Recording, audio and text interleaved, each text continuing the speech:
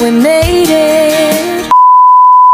Nung mga oras nga na to, tamang food trip pa kami ng bebe ko. Wala akong kaalam-alam na gagawa pala ng eksena yung ama niya. Dito pa talaga siya nag-propose sa may handaan ng may handaan. Pero okay lang naman daw dahil pinagpaalam naman niya. Galing ng mindset mo, nakatipid ka pa.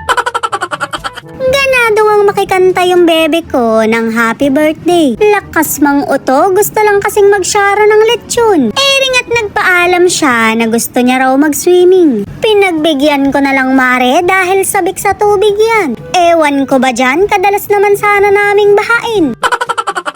Wala nga akong dalang panligo kaya hindi ko siya masamahan. Sinuotan ko na lang ng pampalutang para hindi siya lumubog. Hindi na nga sana niya kailangan kung nasamahan ko siya. Mare, kakapit lang siya sa akin, lulutang na kami. Di bangat plastic ako, baka nakakalimutan niyo. Solong-solo na nga yung pool kaya tuwang-tuwa siya. Napakagaling mo naman lumangoy, dati ka bang palaka? Ere kasi mare, palakan. Ayan, ang dudumi ng isip nyo, palakanta kasi yun.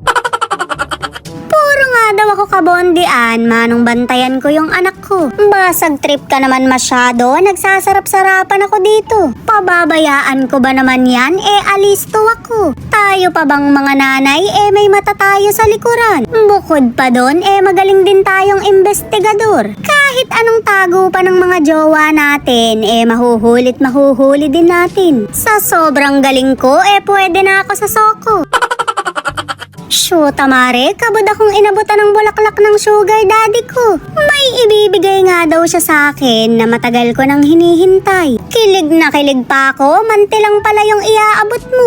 Ba't naman ako yung paglalabahin mo, hindi naman ako kasama sa catering. Ere mare, totoo na talaga Inabot niya na yung Sharon na pinagpaalam niya sa may-ari. Tapos na ang pagpaparinig dahil tinapos ko na ang laban. Pero 5 years from now, nakikita ko na yung sarili ko sa kasalan. Ganon pa rin mare, nagsasyaro ng lechon.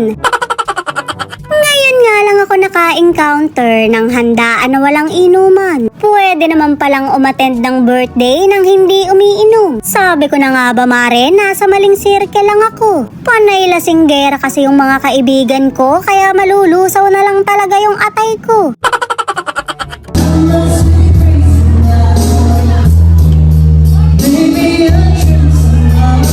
Alak pa. Sagat ito.